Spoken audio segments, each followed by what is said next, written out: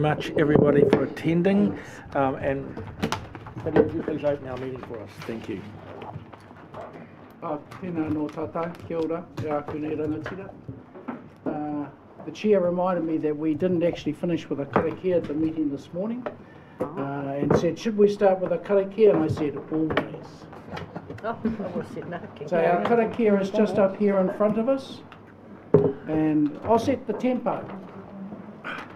Whakataka te hau ki te uru, whakataka te hau ki te tonga, kia mākina ina kiuta, kia mātaratara kitai, e hi ake ana te atakura, he teo, he huka, he hauhu, tihei mauri ora. Cease the winds from the west, cease the winds from the south, let the breeze blow over the land, let the breeze blow over the ocean.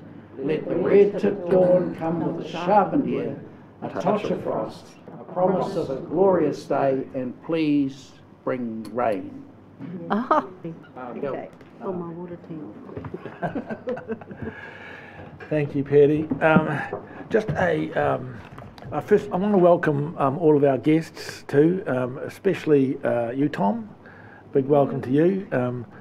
Not used to you sitting behind us all, but it's a pleasure to have you here today. Just as a notice to kick off, Joanella and I have decided this is the first, we're going to do this together. So if we flip-flop around, we probably won't ever do this again, but we've decided that's how we're going to do it today. So are there any other notices? There aren't? Any? Thank you, Mr. Chair. Yes. Just acknowledging the passing of Lady Morgan. Isabel. Thank you. The first name's disappeared out of my head. So we just had a funeral service today. So just acknowledging your service to our environment over a very long, sustained period of time. Yes, she did, yeah. Thank you, Peter. Really appreciate that. We need to acknowledge the success of Mana Ahuriri, or have you already done that? No, they haven't done it. In the first reading of their claim settlement bill. Congratulations. Yeah, no, that was great. I watched a bit of it on Parliament, and it was certainly, they treated it very seriously in Parliament, which was great to see. And that's a good thing, isn't it? Yeah, I thought so when I was watching it. Any apologies? Well, Peter Paku, because he may have got... Here he is. Here you are, Peter. Okay. I can see him more easy than us. Corona's coming back. Corona's coming back. Late apology. Mike Mo's disappeared, but he's just gossiping down the back, but he's here. Chair, just in relation to Councillor Lambert, while we haven't received specific apologies for this meeting, he did advise me recently that the District Health Board is now meeting on the first and third Wednesday of each month. And given it's the third Wednesday of March, I'm taking it from that he has a clash, and he may have been under the impression that advising me of that fact was putting in his apologies. So I just want to register that. Yeah, I think we'll accept it as an apology. I'll move that. Thank you very much. Will you have a seconder? Yep. We have a seconder, Joanella. All those in favour of accepting our apologies? Aye. They are accepted. Conflict of interest declarations. Anything new popped up that anyone has a conflict? If not, we'll move on. And we'll confirm the minutes of the Regional Council, the Regional Planning Committee held on the 11th of December. Have everyone had a chance to read through these? We have a mover then? I'll move. Joanella will move and Jeff will second. Do you wish to speak to them? No. Okay, move that the minutes are correct. All those in favour? Aye. Thank you very much. We move to the first decision item, the tank notification. I don't think anything needs to be said on this. It's pretty self-explanatory. But James, do you want to brief? Look, Chair, this is obviously a significant moment in the journey of the tank plan change, with the recommendation from staff that the committee does recommend to the Regional Council that the plan be notified for public submissions on the 28th of March of this year. I'd just remind the committee that, of course, this committee adopted the tank plan change in December of last year, and September, and since that time we've been working through the question of the appropriate notification pathway, and for the reasons set out in the paper, we're now at a point where it is our recommendation to you that the plan be notified at this point in time.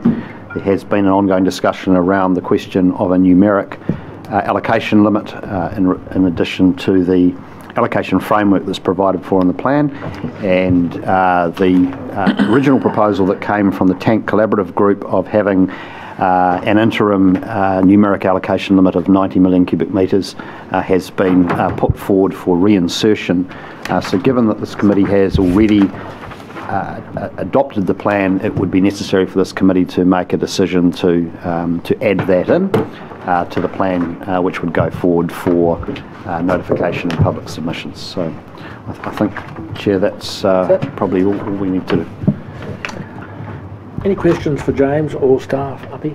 One question, just with regards to your statement around interim provision for the, it doesn't say in the term interim is not in there under point 11 of item 4, so could you quantify that for me? Contained within the paper is a description of the review provisions that exist within the plan, which is to say that the plan does explicitly note that there will be a review process. I think that's set out in paragraph 18.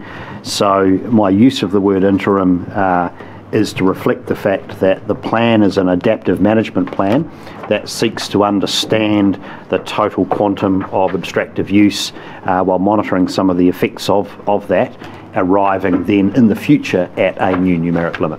So it's the numeric limit for the time being.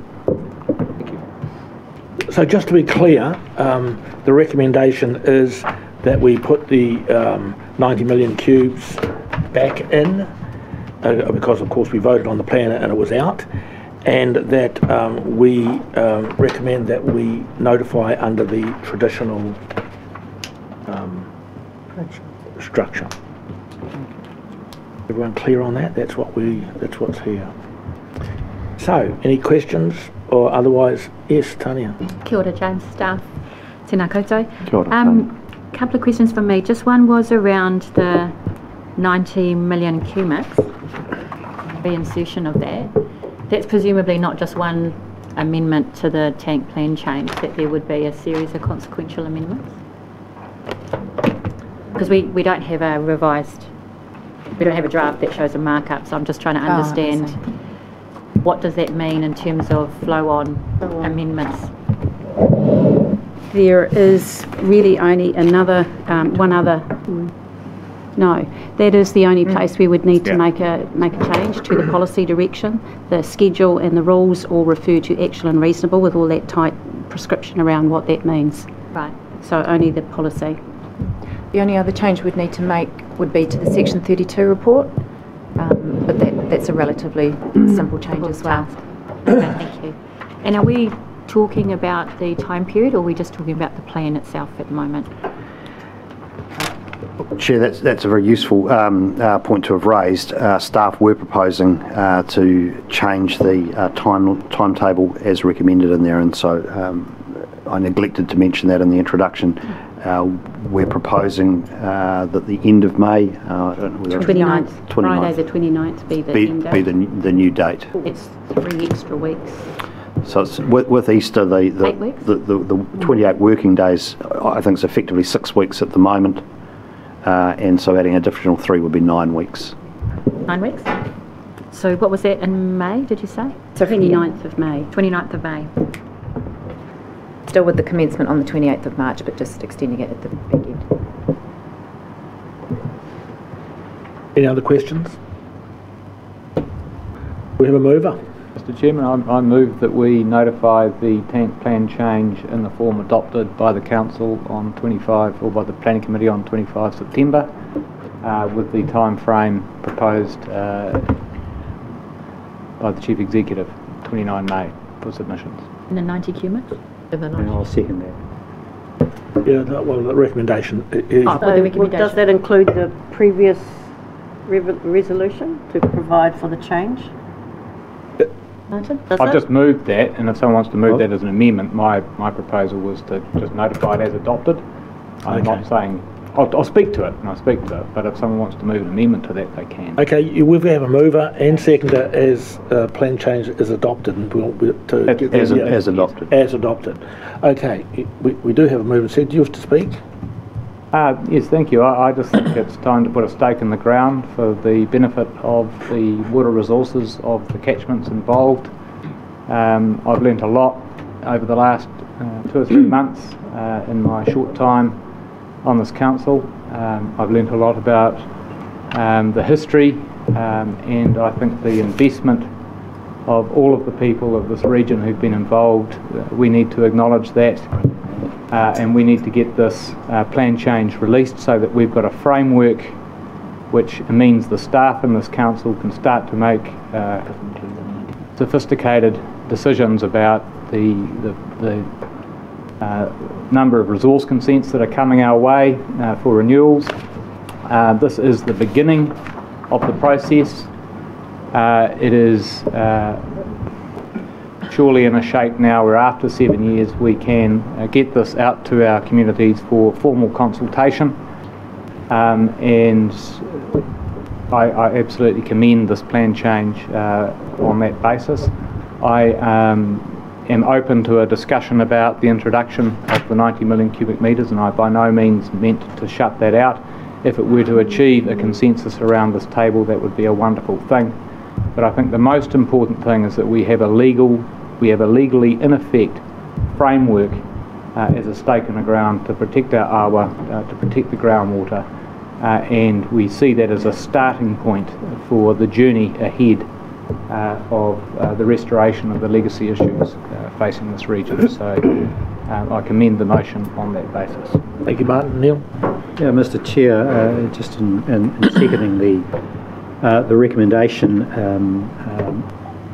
we have spent substantial amounts of time and energy, and I think well spent. I'm not sorry we've done that since the September situation. So we've given the RPC the opportunity to explore important ways of accelerating the process to get the plan change in place, and I think it was well worth exploring a fast track option given the implications of the Schedule 1, if you like, process, essentially limiting our ability to get on with business and make the changes we need.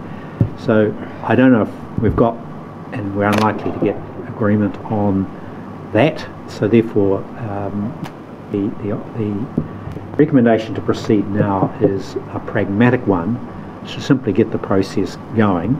Any issues in my mind around the 90 cube, etc., are still on the table. That'll inevitably be part of any consultation. There will be those that support and those that don't that notion, and I'm sure those arguments will be well canvassed in the consultation process. So I have no difficulty at this point progressing it down those lines for the reasons that Councillor Williams has outlined. Right, kia ora koutou. So, the greatest respect to the two gentlemen who have just spoken. What that discussion has shown me was more of the same that we've been experiencing as a people for years and years. What that shows is that the discussion that was had the other meeting when we last met counted for nothing. We left there under the impression that you could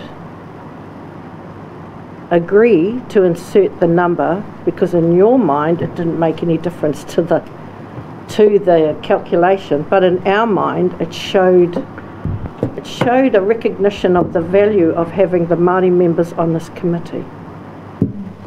So our position on that hasn't changed, and I think we need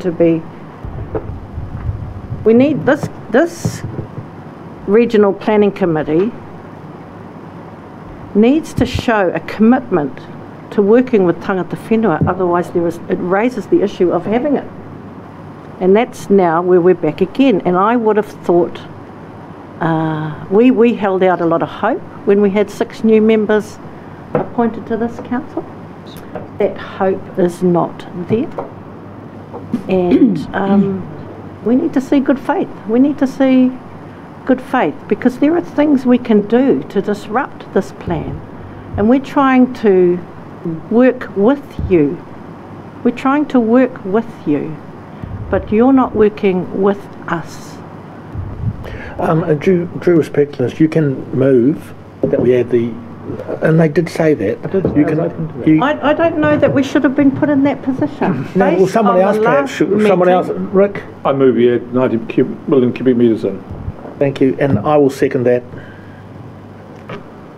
You happy as the mover and seconder to accept that? Very happy to. The point was that unless we have a consensus and what I said was very carefully thought through, I moved it in the form adopted because that was the previous resolution of this committee.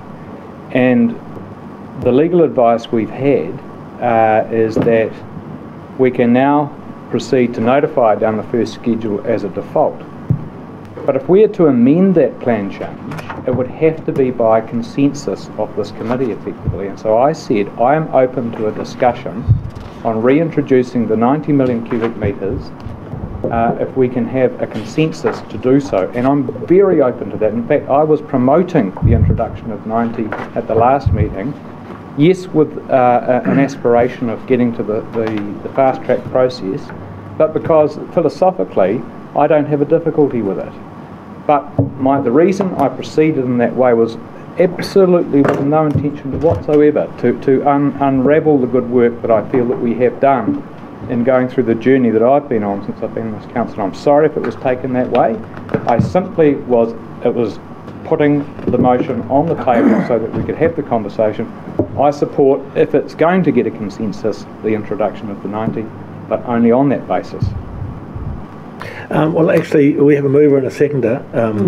So, Rick, do you want to talk as mover of the amendment? Not really, Rex. I think we've talked ourselves to death on this. Look, we need this thing to get together. This is the point. We've got to move forward together on this. And without a plan change in the system, the status quo is going to prevail. And it's unacceptable. And this isn't the end of the road. This is putting a plan to go out and consult on and be tested and all the rest of it. It'll come back amended, no doubt. And this committee will look at it again. So I want for the journey to start. I want us to get over the line. And I'm very happy to move the plan, put the 90 days, and let's just get this thing done and out the door, and we can then get on with the next phase. We've been here too long. Are there any other speakers? And speaking to this, I with respect, I think reading far too much into it, and it gets back to the issue of good faith, that if anyone disagrees or has a different view, we go into grievance mode. That's what I object to. That we need to come to a consensus on this, because we establish the start point is not a cause to dive into some deep-seated grievance, and that I think we need to get ourselves on the same page in that regard. We will inevitably have disputes and disagreement, but that doesn't detract from our job, is to carefully analyse each issue and progress it on a consensus basis. Because you don't agree doesn't and automatically make one guilty of some heinous crime, and I think that's important now to recognise that. Thank you, Neil. Sorry, Mr. Chairman. Yes. I think that's out of order. Look, Mr. Chairman, we did get, and I think it was 86, and I pick up everything Neil has said. If it was 86, the same things that have been just said and raised apply to those who had asked for 86. It's only a number to be thrown in. The time you get to the hearings, if you really have a problem with it, put it in then. This has gone on now for about a year, and it's not us that are fighting this. This is the iwi, Ngāti Kahunungu. This is them that were your collaborative partner in the hearing, in the getting to this stage. So if there is a number to go in, put it in the 80s. Otherwise, we've still got the same radu carrying on, and we're not even endeavouring to heal it. Peter, that's about the best of the olive branch I could put. We're there really with the 90, and we'd had the workshop, and everybody but me agreed. I recall at the workshop, and so now I've now seconded it. The other one who had some little issues with it was Jerv, so I would like Jerv to speak. Would you be happy if the 90 goes back in? From a RPC point of view, if we can reach consensus, I'll be more than happy with it. And I know that over time, common sense will prevail, and the science will prevail, and we'll get to a point where we actually really understand the R in the groundwater modelling, especially with the work that we've just done as a council. And I've got faith in that whole process, so I support it. Are there any other speakers about? We're talking about the 90 going back in. Tanya. When the plan was previously put for approval, Tangata Whenua had put forward a motion that they were willing to consider notifying the plan subject to the inclusion of 80 million cubics. I can never say that word, but you know what I mean. Yeah. 80, not 90. I understand the cordial that it's a number, but it was felt that there needed to be a number that people could also look to. My understanding is it's not really a hard limit anyway, which is disappointing. So I would support a number. The preference would have been the number we originally put to the committee of 80. If 90 is the number that we can reach agreement on today, then so be it. But I did want to caveat that and remind our members that previously Tangata Whenua, including myself, most of us had supported notification with a big caveat that we weren't happy with the plan. That there are matters in the plan we don't think are resolved, but that holding it back here in council is not going to resolve that. And so there is a willingness to get it out, but I don't want the vote for that we're putting today to be misread in the future in any hearings or court cases that might eventuate. Fingers crossed, let's hope not, we can resolve it. That these members voting for it agreed to what was all in it. I'm agreeing to getting it out and letting the public have their say. Chair, could I just provide a little bit of advice to the committee in relation to the 80 number, which has now just been raised twice? The question was put from Tanya earlier on about what are the implications of putting 90 in, and are there further changes that would need to be made? I'd make the observation that the hard limit is the actual and reasonable allocation, and because the science estimate of what that equates to is 90 million cubic metres, the two hang together. If we choose another number which is somewhat arbitrary, that isn't what the science indicates the actual and reasonable test is likely to resolve, and based on our best understanding, and there are some uncertainties around that, then we do start getting into a situation where we've got a number in the plan that doesn't necessarily relate to the allocation mechanism, and we start creating further problems back into the plan. So I would strongly advise against picking a number other than 90. I think you either have 90 or you don't have a number. Thank you. I was just pointing out that we had put forward 80, and that agreeing to 90 doesn't mean I actually agree to 90. I agree that we get the plan out with 90 in it. Sure. Yeah. Are there any other speakers, or do we put that, Rick, you have the right? Closes, this is great. Yeah. Ready? Thank you. I'm ready to close. I just want to say, look, my very smart wife, I don't know why she's with me, but she observes that I am an expert at avoidance. Interesting. She has things that I just avoid. And I just want to say to the good people around here that sometimes it's actually quite a smart thing that where there's a problem which is unsolvable, just look the other way and move on. Because it's unsolvable away. And I just don't feel there's any point in going kicking things around which is just going to cause distress. Liz is absolutely right. We left the meeting the other day where we had a view about a figure. Right or wrong was 90. And Liz is absolutely right. We feel that she's entitled to come back to this meeting here, and that's where we start again. And I agree with her on that. All the other emotional things, emotional language is not good for us. So let's just say we got to a point last time, we've got to notify the plan. 90, good or bad, it's the start of the journey. There's a lot of things to go on here. So I just want us to get the best out of this and not create a defeat out of a victory. And let's get a victory out of this and say, let's just get this down the door and be happy about it and get on with it. Thank you, Rick. So I'm going to put it to the vote. All those in favour of putting the 90 back in, where it was originally, by the way, when the tank came. Yeah, all those in favour? Aye. Aye. Against? To abstain, Mr. Chairman. You wish to abstain? Yeah. Is that one abstention? Just, Liz, you voted? I'm in favour. Favour, okay. We have one abstention. The motion is carried. Now, procedurally... so that's become now the substantive motion to vote on, which is the amendment to the motion that was put earlier. Is this a reply opportunity, is it? I think it is. He's spoken already. So if Martin speaks again, it's the end of the debate. So everybody else should have a chance to speak to the original motion. Right, that's fine. I'm happy to keep my powder dry until the end. Yeah. Do people... Master of procedure there, Rick. It's good to see you coming up. Okay. I've already had 2 speeches, by the way. Do people wish to... We have a motion in front of us now, and the 90 has been added as an amendment. Do people wish to speak to that? Sorry, can you clarify what motion are we passing now? Are we... That we notify. And is it the time period as well, which has been amended to...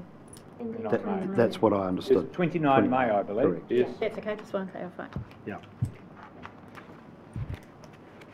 Any, and then I'm going to pass back to Martin if there's silence.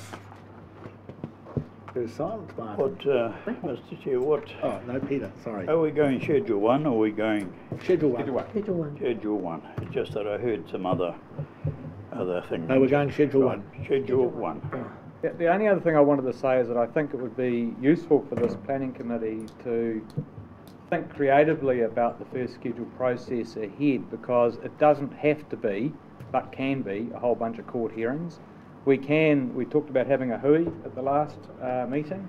There is it is entirely up to us how we design after the formal submissions come in, the process going forward. We can get to know each other better through that journey. We can get to know the plan change through that journey. And hopefully we can do it in what I would call a Hawke's Bay kind of a way, in a civil way that carries forward really the kaupapa of the collaborative process where, yes, I would like this planning committee to think creatively about getting us through that first scheduled process in the most respectful and civil way we can. To complete the journey we started 7 years ago. That's all I wanted to say in reply. That's in reply. Thank you, Martin. So that is the end of the matter. We're going to vote on it now. So it's quite a... Sorry? He's had his reply. Quite a historic moment for us to notify this plan change. It's been a torturous journey.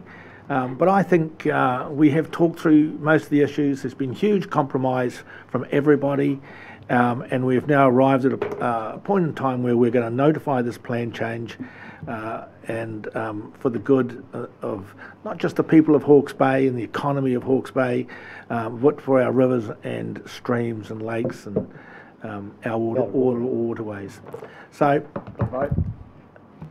all those in favour? Aye. Aye. Against? It's unanimous. Thank you very much. Oh,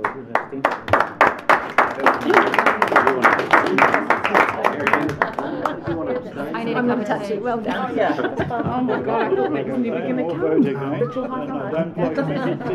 Yeah, plus the 90. All right. Yes, thank you. So now, thank you very much, everybody. We're now on item 5, which is the Tuk request for a plan change. Order, everyone. And at this point, I am handing over to my co-chair and taking a big sigh of relief, and I can do. Your emails again. I never do my emails. So, Joanella, the floor. Exactly. Yeah. Okay, everybody, so we're just looking at receiving this effectively a request for a plan change. And Liz, I believe, is going to walk us through this. And there is a recommendations at the bottom on page 13. Liz. Kia ora, Liz. Kia ora, Madam Chair. Thank you very much. Well, that's a hard act to follow. But I'm hoping that in the spirit of, agreeing to plan changes, we might be able to make it a double today. But look, I really just I'm conscious that there are a number of not only new councillors, but also new Tangata Whenua members of the committee who weren't part of this decision-making body when Plan Change 6 was made operative, and that was back in 2015. And that came through the Board of Inquiry process and has a number of requirements about it. And one of those is very new for Hawke's Bay. It's around the need for farming enterprises within the Tukituk catchment to, in some situations, have to have resource consents for production land use, in other words, to do their farming operation. And the structure, the framework that's around that, one of the triggers for that is the capability of the land to deal with the activity that's happening on top of it. So the land use capability leaching rate, and looking at different types of activities on the land, what that potentially will end up being in terms of nitrogen loss to soil and eventually to water. So that's really the background for why there's a specific provision in there that requires, if you are exceed the land use capability for your classification, so depending on if you're very flat land or very steep land in the different soil types, whether or not you need a resource consent. And the table that that's in Plan Change 6 was based on, it's a product called Overseer, which assesses the nitrogen leaching rates from soil types according to different activities and the different rainfall areas, and there's a whole lot of factors in there. So the table that is in the current plan was developed in 2012 at that particular version. We're now up to Overseer FM is the trademark name, which was developed in 2019, and landowners can go online and put in all their inputs, and it will come out with their nitrogen leaching rate and their nutrient budget. What we've had is, and this is one of the difficulties that we have with plan changes, where once something's cemented into the plan, it's there until there's a formal plan change. And so we haven't been able to have a mechanism where we can update the table to reflect actually our increasing knowledge, the changes to the version of Overseer, which, by the way, are done very independently of any regional council, but they are done supported by government. And we're not being able to update that means that, in 7 years, there's been a lot of changes. Particularly, there's been a lot of measurement of new crop types. It was very basic, actually, back in 2012, but it's much more, we have a much greater variety of crops that have been analysed, soil types, climate impacts and so forth. The consequence of all that comes directly back to the landowners in Tukituk, and what is happening for them is they're seeing their nutrient budgets being prepared under one system, the only one they can access now. But their rules or the regulations that they have to operate under are effectively 7-8 years old and well out of date. And so what they've come to the council, representatives of landowners, and said what we would like is actually just some equity between what we're going to get measured against and what's triggering the need for our resource consent. And so this plan change or potential plan change that we want to seek your approval today to go ahead and prepare. So we haven't got anything prepared, but we'd like to get your approval to look at it. This is really designed to bring that equity actually into play for the farmers. And the important thing is it is a technical plan change. There is absolutely no change to any effect on the environment. Nothing is going to be recalibrated there. It's very much just a technical plan change to ensure that resource consent requirements match up with our current state of knowledge around this particular product that we've put into the plan, which is Overseer. Yeah, so we want, I'm happy to answer questions if I can, and I've got other staff members here who may also be able to answer questions. But this is really a request from the landowners to really look at trying to get the plan up to date as possible. Horizons, for example, have just done are going through this process with their plan change, recognising that what they originally had in there was well out of date. You may answer, well, why don't we? This is only a plan change, a technical plan change. In 2025, we're due to review the whole of Plan Change 6, and it may well then be that that stage you ask yourselves, well, is Overseer still the right tool? But for now, we don't want to make any plan change more complicated than it already is. So we just want to update a particular table and in the table to bring things up into the 2020 really. So, Madam Chair, happy to answer questions. Yep. Floor's open for questions to Liz. I've got a question. Oh, Liz first. Tania. Oh, kia ora, Liz. Excuse my ignorance on this, but I'm just trying to understand. You were just saying before that the technical change won't result in any change in effects on the environment that were otherwise anticipated by operating the plan. But what I want to understand is if the new Overseer FM results in higher nitrogen leaching rates for some farms, which then pushes them into a non-complying consent activity.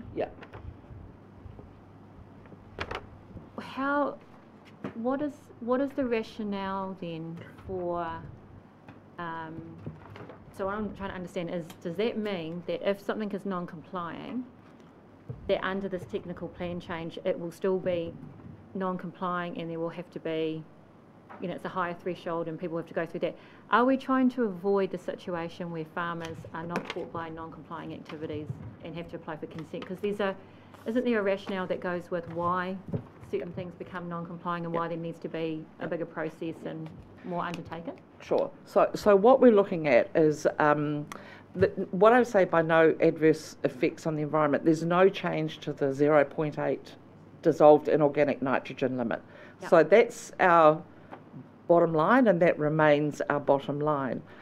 But what's happening is that a number of the subcatchments, where they exceed wherever a subcatchment exceeds 0.8, and we've got 5 years worth of data, all the landowners in that area have to apply for consent. Now, some of them are well over the land use capability, and so in whatever way the situation goes with their resource consent, whether they go from restricted discretionary to non-complying or back again, or back the other way, the whole subcatchment still has to meet that 0.8, so it would effectively be more of an equitable rationing, I guess, of the mitigation measures that would have to be undertaken to get that water back to 0.8.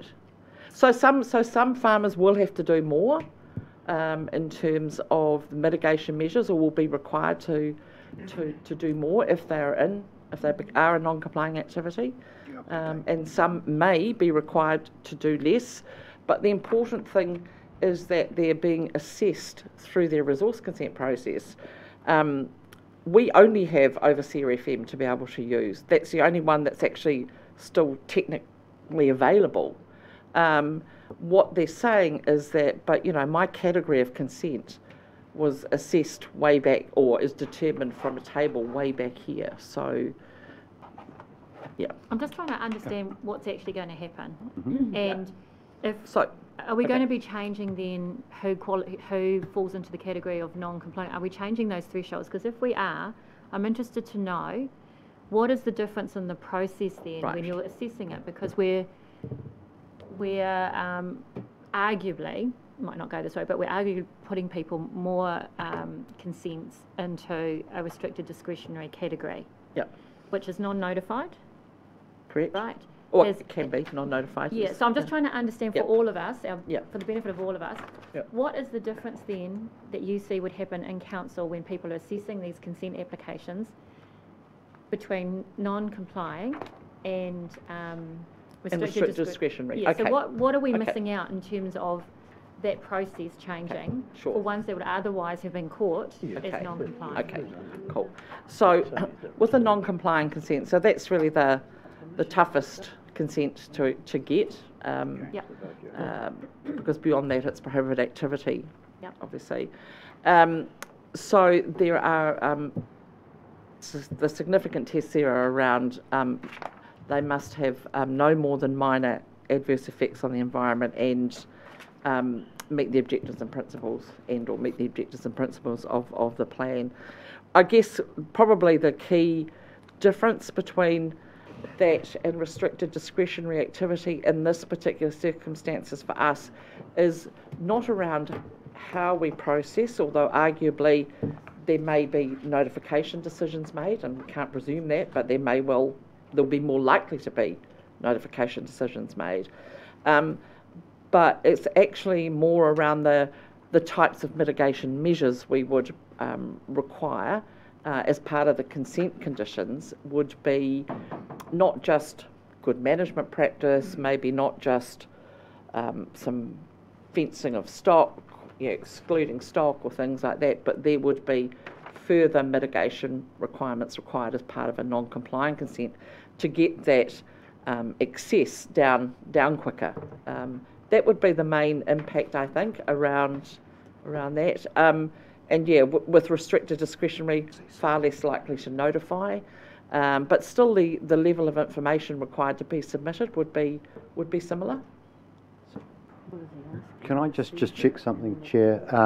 So look, the paper notes that for most farms, but not all, the new figures will result in higher nitrogen leaching rates. Yeah. I think what we are saying is that some will go up, some will go down. Yep. So there's going to be some variation within all of that.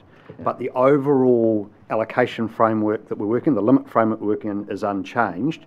So there is some impact for individual farmers in terms of the costs and what they're going to be required to do. Some will be required to do more, some will be required to do less. For me, the biggest point of this exercise is that we are stepping into a whole new space of regulating land use activity in a way that we've never done before, and that is controversial. And so what I want to ensure is that the rules that we're working with use the best available science. And unfortunately, because the table in the plan goes back to an old version of Overseer, there's been lots more real science done to benchmark those numbers to reality. We should be using the most defensible science. And I think this is where we're aligned with Federated Farmers on that.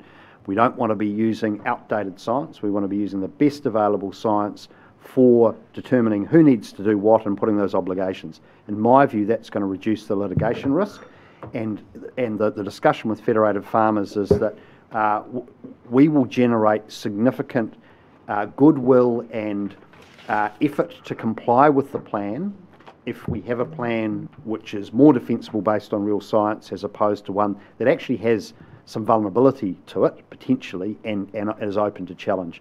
So I really just want to get this plan as implementable as possible. Because it's not effective at the moment, this provision, is it? Well, it's a legal risk to us to be using an outdated version of Overseer. So that is something that in my view is potentially grounds for challenge. Obviously, we would argue in defence that the Board of Inquiry set the numbers are what they are in the plan, therefore they're live. But a counter-argument could be levelled that science has moved on and you're using old science which actually has some weaknesses, or known weaknesses, because of all the work that's subsequently been done over much bigger sample areas to understand the difference between modelled nitrogen loss and reality on the ground. And Tanya, Madam Chair, if the committee does agree to, or instructs us to go ahead and actually prepare a plan change, one of the things we would look at is actually what are the impacts in terms of numbers on different types of consents. I guess what I'm worried about is trying to make it, and I just don't want to see us, and you're saying we won't be moving limits, the dissolved nitrogen, or however we say it, but the concern I've got is the process by which these consents are dealt with. Yeah. And what is the justification for having a lower consent threshold? I mean, moving from non-complying to restricted. So we can do that analysis if you agree. We haven't done it, but yeah. And you'll need to do that as part of the Section 32 analysis on the plan change, so you'll need to understand, the pros and cons of all of that.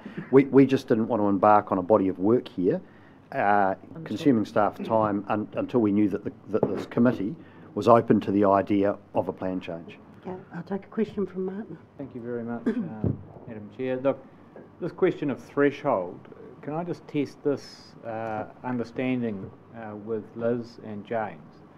By analogy with the speed limit. We all understand the speed limit on the road, it's 100 kilometres an hour. And let's pretend, this is hypothetical, that if you're above 100 kilometres an hour, you need a non-complying activity consent. All right, let's say below 100 you're permitted, above 110 you're non-complying, and in between you're restricted discretionary.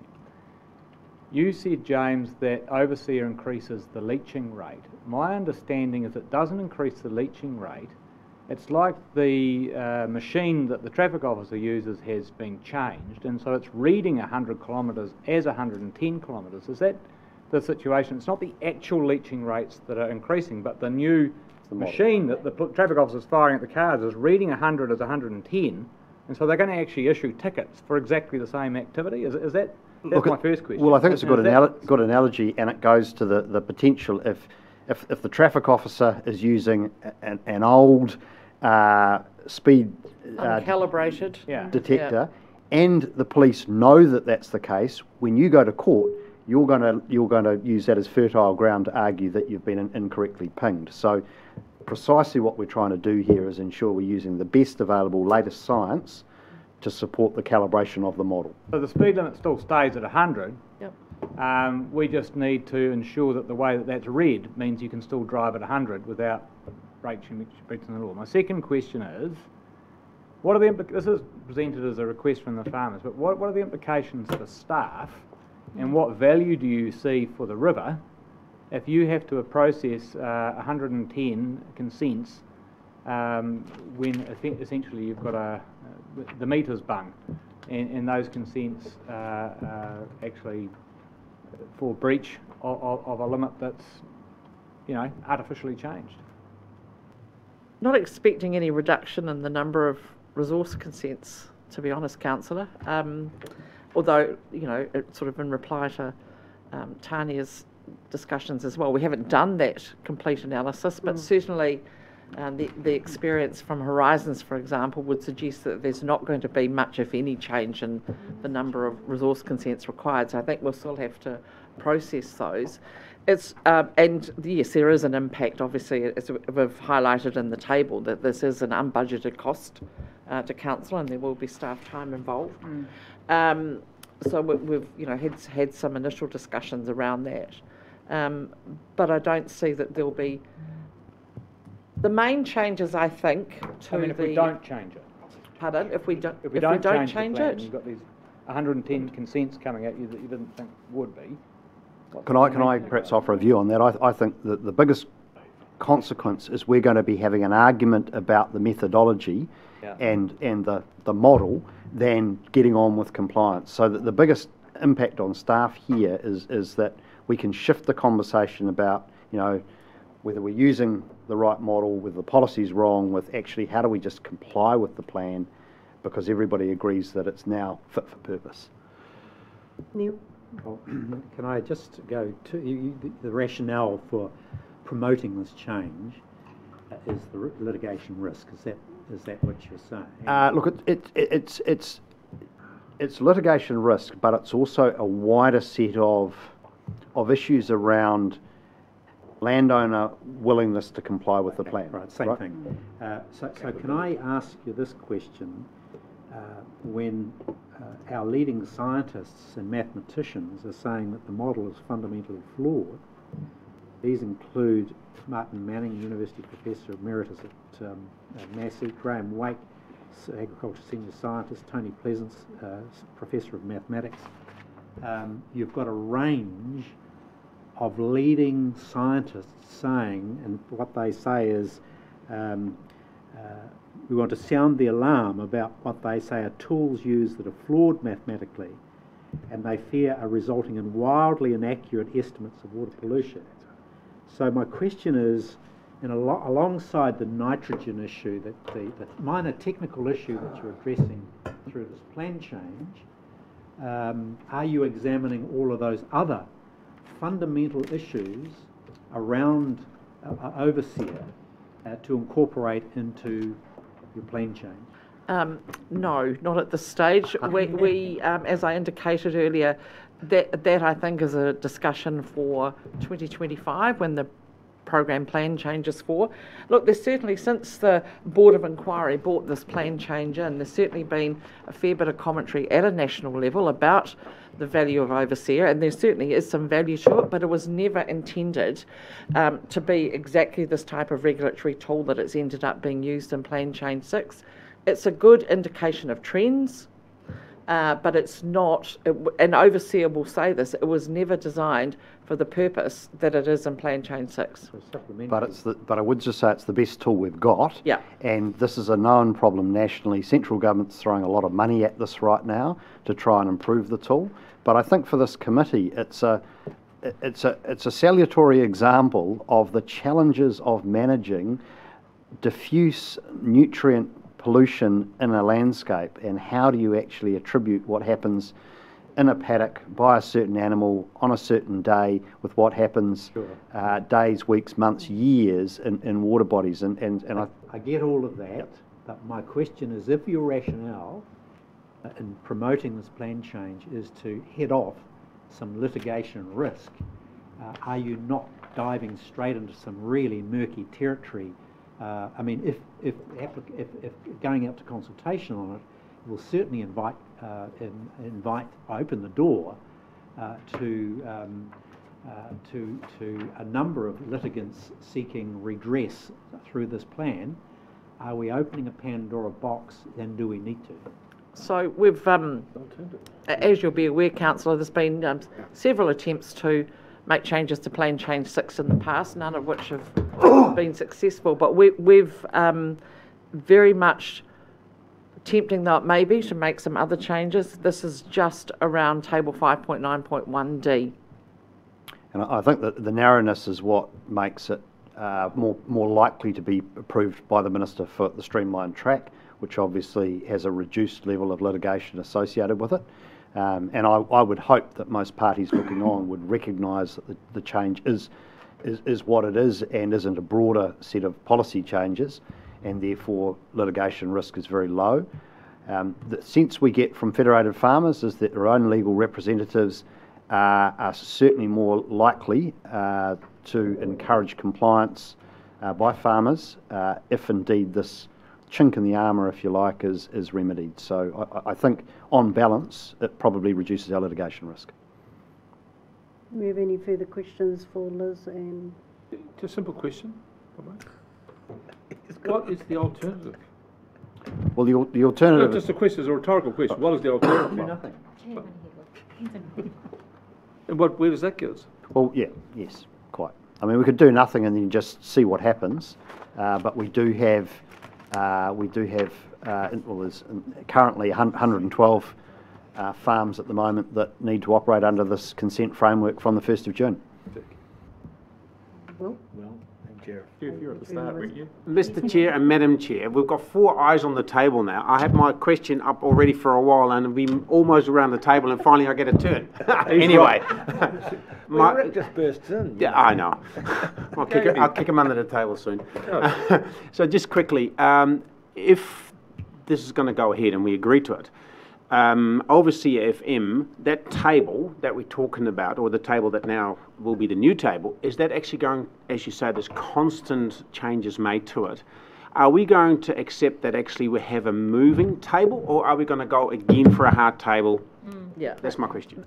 Correct. And at the moment we would propose that we go for another fixed table, but it will only be you know, it will be the most recent one, and yes, it will be out of date again in 2025, but we believe that with all the potential uses of overseer that councils are looking at, that there will be other means of being able to make more flexible plan changes in the future. And I'd just like to, Mr. and Madam Chair, note that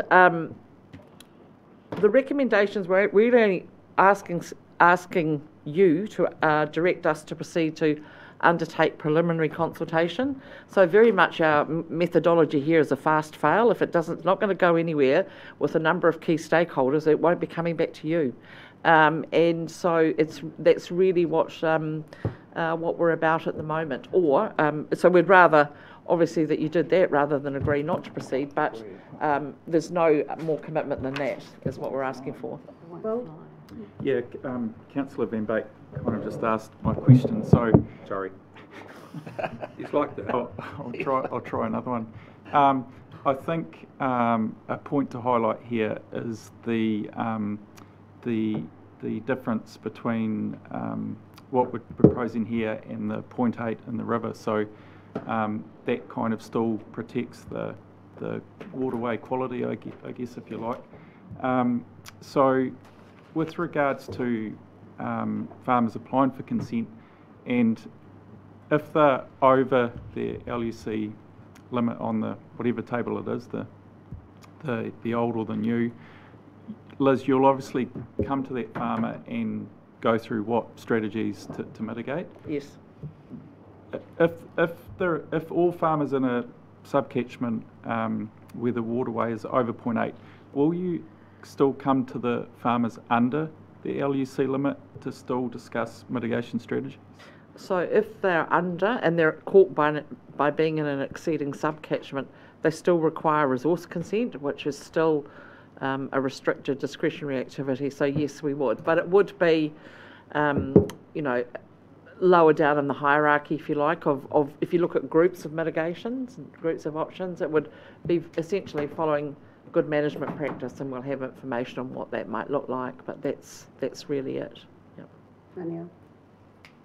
Oh, as someone from the catchment, one of the catchments that are to follow after all the other catchments, it seems. Yep. I know you're looking at doing some preliminary consultation. I think was the indication 9 months if we decide to go for a plan change. Yes. And I know Tanya's just, the other awesome Tanya, has just arrived at the table, but obviously the Mohaka's up next. What is the ongoing delay to our languishing, not yet started kind of plan changes?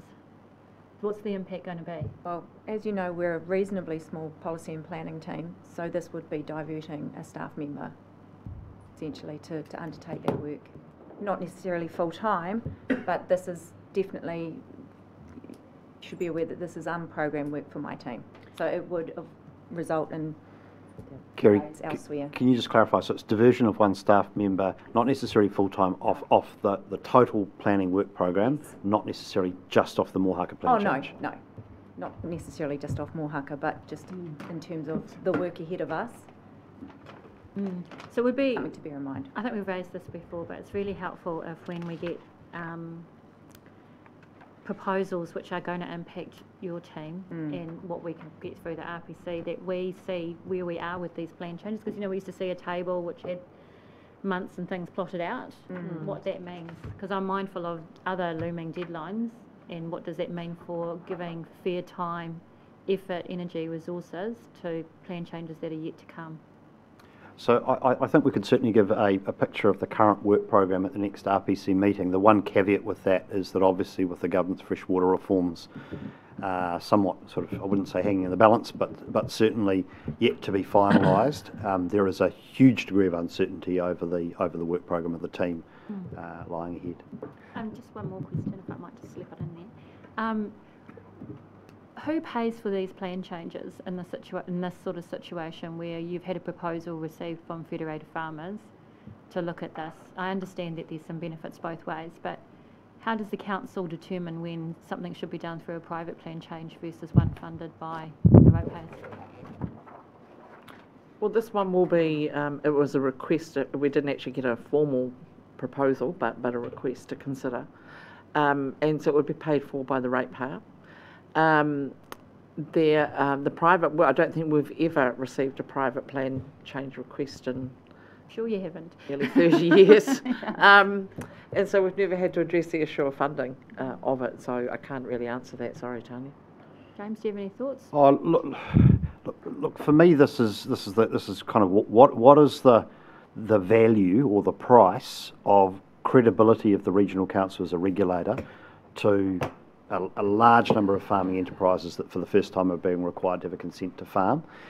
Would we ideally be doing this? Would we like to be spending the resources doing something else? Absolutely. So it's a problem that just needs to be fixed, and I'm deeply concerned that our implementation of Plan Change 6 in the Tukituki catchment is one that is supported by the community, and we have seen a really significant shift in the last 6 months in terms of farmers getting on board with compliance, and this is an important part of all of that. So there's a much bigger picture for me around this, and therefore we've been happy to put this forward to you as a proposal on the basis that we think the expenditure is worth the outcome, the broader outcome.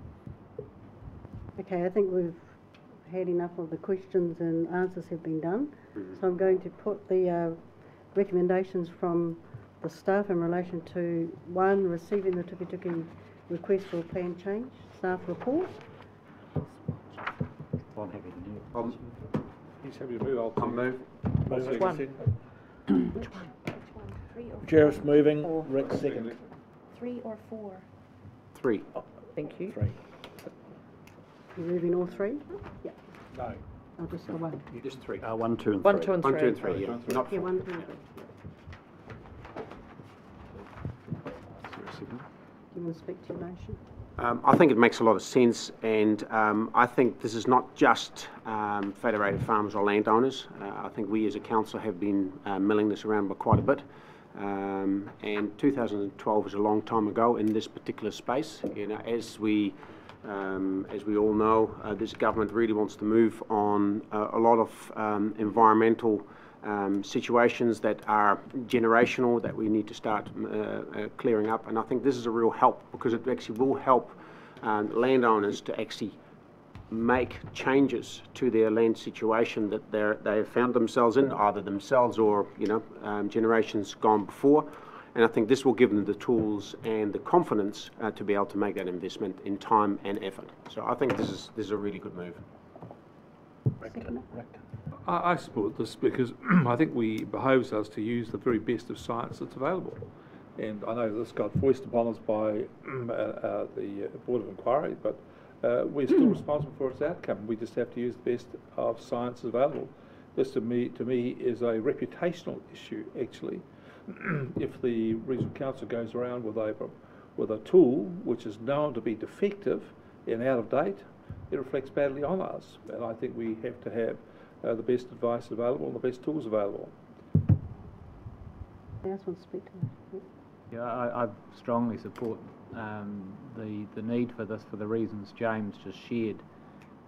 We've got a real journey ahead in social ecology terms in ensuring our farming community engages with Change 6, and the very worst thing that we could do at the moment is impede or hinder that relationship, or I guess even harm that relationship around something that is on the one hand, going to have absolutely no adverse consequences for the river, but on the other hand, have resource implications for the council with notified non-complying activity consents that should, if our meter was working properly, be restricted discretionary at worst. Everywhere the farmers look at the moment, they are being pummeled by drought, by new regulation coming into place, by the coronavirus, etc. These guys need a break. If there was ever a case for giving the farmers a break and ensuring that we can maintain a good relationship with them for our reputational reasons and for their sake, this is it. I see it seriously as the closest thing to a no-brainer I would ever expect to come across this table. Well, thanks, Madam Chair. I'm not so convinced that I'm quite supportive of the move, because it's one small step, one parameter on one table that we're seeking to change. But if you think that is going to make the issue of overseer go away, forget it, because we'll be arguing this for a long time. It's one step on probably a 10-year journey. The reality is it's the only tool, or the only viable tool that we've got to apply in the situation, but we should be under no illusion that somehow this is going to be a silver bullet in terms of managing the health of our rivers. It's not. If you follow the overseer argument and debate, and I've been involved with it for a number of years in a different life, you'll know that it does have, as described by the scientists, wildly inaccurate information may result from it, and we're needing to take that into account. So happy to support one small step for RPC, but recognising that we will be back and we will be making other changes, because we do need, this is the business end of things. We can talk about 90 cumecs till the cows come home, and we can talk about water allocation, but at the end of the day, it's what's going into the waterways which we're trying to manage. And this is the window for managing it, and it's a very murky window. So I don't expect to see the end of this discussion, but it is one small step. Just one small step for mankind. Thank you, Madam Chair.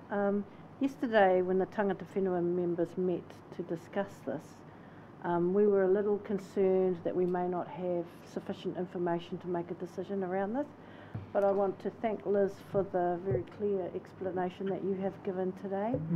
So I want to say to my Tangata Whenua colleagues, since our discussion, I've had a phone call from Dr. Roger Marker, and he has said that the Tamatea spokespeople have asked that we enable this to proceed. And so despite where we might have been sitting yesterday, I need to say that because I represent the Tamatea spokespeople, Hapu of Tamatea, that we support enabling this to proceed. Any further discussion? Yeah. This, to me, this is all about the relationships with the farmers. So last spring this was put on them, regardless that it was already in the plan change. They were kind of caught in the headlights by it. We know, it's not going to be the only change, but to get a consent to farm is a big change for them right now, and I think earning some goodwill with them and getting the good relationship between farmers and council is the right way to approach this, and hopefully pay dividends for everything else that is to come in the future. Thank you. Anyone else? If there's no further discussion, I'll put the recommendation to the committee. All those in favour? Aye. Anyone against? Carried. Thank you. Thank you. Thank you. I didn't realise he was on. That's a first. They would share the same view. What happened? It's a first to have something. Yeah. We'll get something.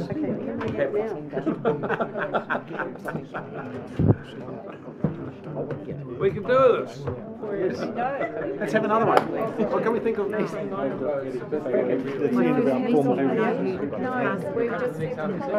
everybody, I'm just going to hand it over to Eddie. Keep going with it, really. Eddie's going to. Kia ora tātou, through our co-chairs, or through Madam Chair, I just seek leave of this fora, this august committee, to address an issue that was raised with me earlier on, after the welcome in the Pohiri for Tania and to Ngāti Pāhauwera. It's been brought to my notice that the representative that sits in the Tū Whare Toa position has not been actually welcomed into this forum other than through the formalities. Oh, you've heard his feelings. Because he's not welcome. But I think it's the kōrero that you've raised, Te Whanau Ellis, that in behind each of those that are part of this committee sits a community, sits a hapu, sits a hapori. So when you're here, we might see you, but around your shoulders, we see the community that you represent. So I seek leave to be able to address that now, if I'm able to.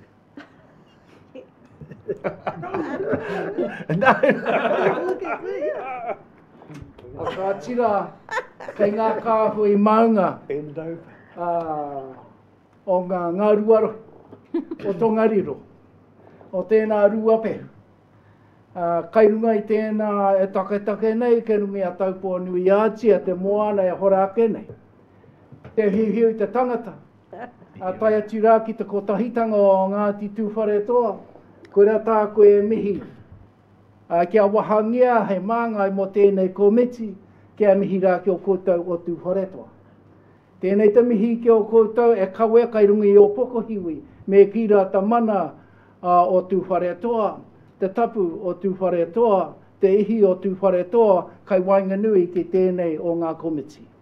Aroha mai rā me ki rā ngā tikanga e takahia nei e tēnei o ngā komiti, kia kore e mihi rā ki o koe. Kia whakatau mai a koe kei runga ki tēnei, kia noho, hei reo, hei mana, hei tapu o Tū Whare Toa kai wainganui ki tēnei o ngā haereretanga o te komiti nei. Ko tāku e mihi ki a koe. Ko e ai tēnā ngā kōrero nāu nei I whakatakotohia, I wharekihia I tāku nei aroaro. Anei rā, ngā mana katoa o tēnā me ki rā te toki iwa. Ka noho kai te uruwera tēnā te tua ngāhuru.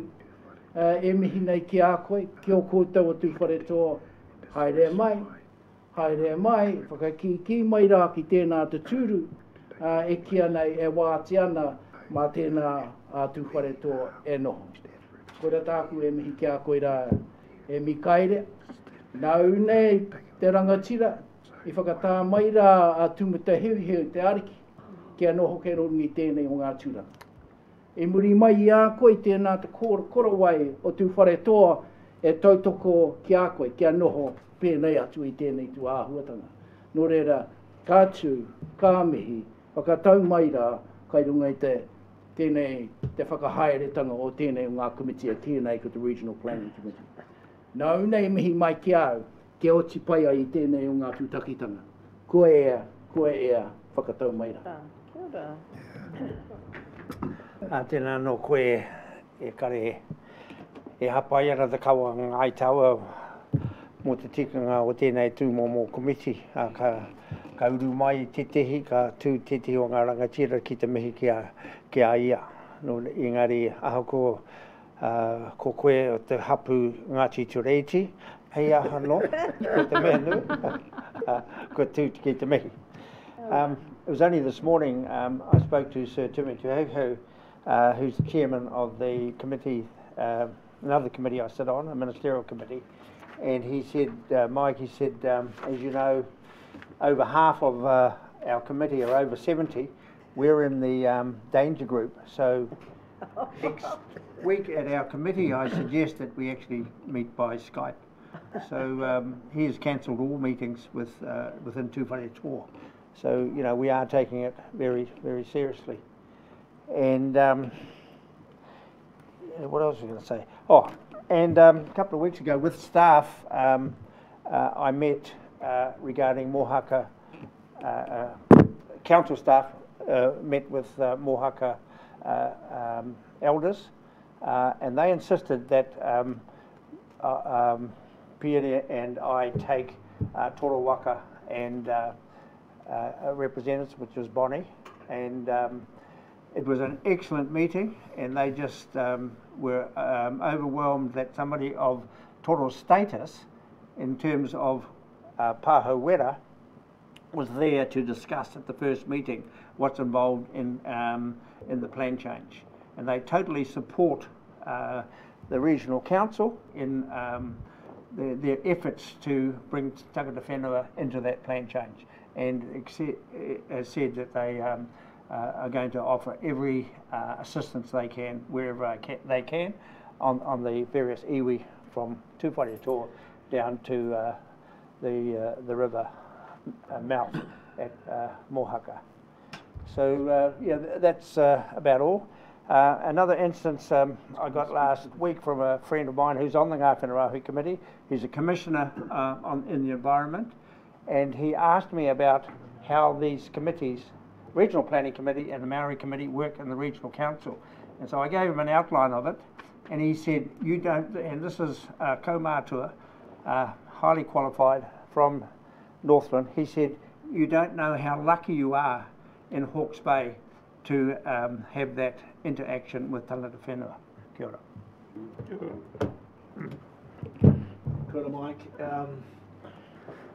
Whilst I've got everybody here, I just want to acknowledge Mike, because we didn't have a chance to do that, for his, not just his chairing of the Māori Committee, which he has done right throughout my term here as a councillor, but for his role in the council, and not to mention his role in Ngā Whenua Wahuri, where he was the one person, the only one who was there, the original employee, and he helped develop that organisation into what it is today. And it's probably the most unsung organisation in New Zealand's environmental space. But Mike, thanks for all the work you've done. Mike's been in my life forever, and I just want to talk a little bit about that because I'm a Mahora boy and he was Raurika. And my kids call it their friend group, and it went to Heretown Intermediate, and in our friend group were the Mohi girls and his sisters, but they were quite a bit younger than him. And he's a real old bugger now. I can see why he's worried. But he was always sort of this legend that we never got to see, because you know, he was bigger than us then. We were little, and he was older and bigger, and so he's always been in my life right from Heretown Intermediate, really. And I realised when I got to know him that actually he is the legend that we always thought as kids. He has, I've watched him in the Māori Committee chairing it. He has his own style. Rick says I have my own style as a chairman, but cray, if you've ever been to one of the Māori committees and watched Mike, he has an absolute style. We don't have an agenda. We have an agenda and it just poof, falls off the table. But they were the really delights to attend his meetings. His sense of humour, which can actually, as you all know, just get onto the fringe side at times, which I said to Rick, never sit next to Mike Mohi in a council meeting. And so he's put Gerard in between. So I haven't yet, I'm shifting Gerard. But his wit, his charm at times, and his wonderful intellect, but more than anything, his determination to represent his people at a time when it wasn't easy.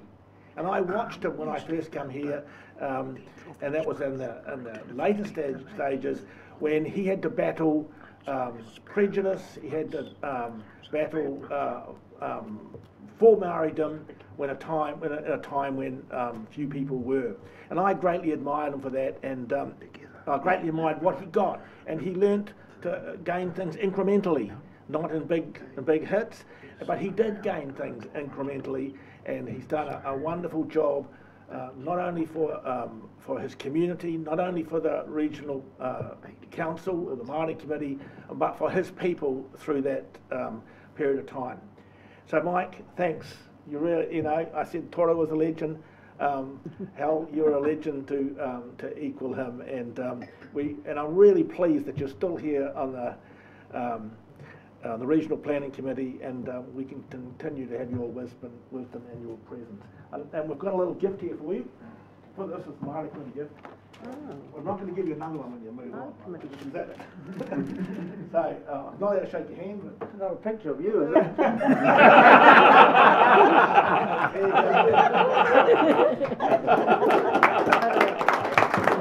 Thank you. Could well be, you better check it. Oh no, actually I've got to tell you a story. Liz just reminded me. Sorry. So Mike, you know, everyone knows he breeds pigs, and he sold me this. He sold me 2 pigs actually, but the first pig he sold, I put it in the chook house, and he said, "Oh, it's pretty tame. Don't worry." I went inside, turned around, saw the little piggy charging across one of my paddocks, heading towards Waipatu.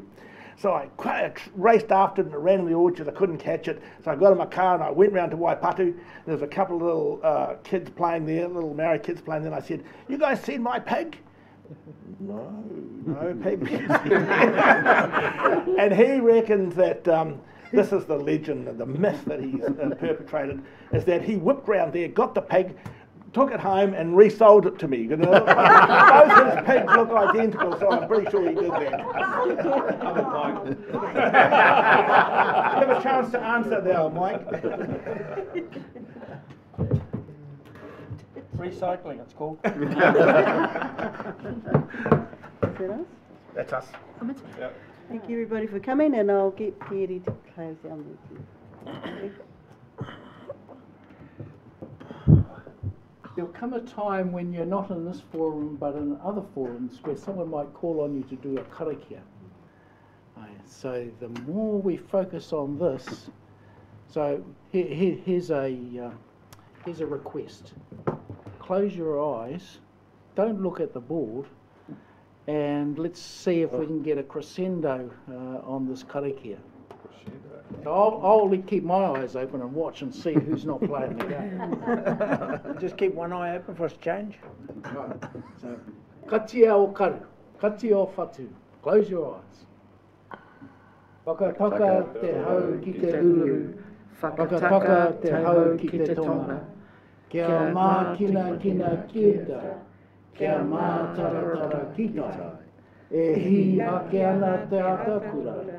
He tio, he huka, he hauhu, tihei, mauri ora. The hard part now. Cease the winds from the west, cease the winds from the south. Let the breeze blow over the land, let the breeze blow over the ocean. Let the red-tipped dawn come with a sharpened ear, a touch of frost, a promise of a glorious day. Kia ora tātou.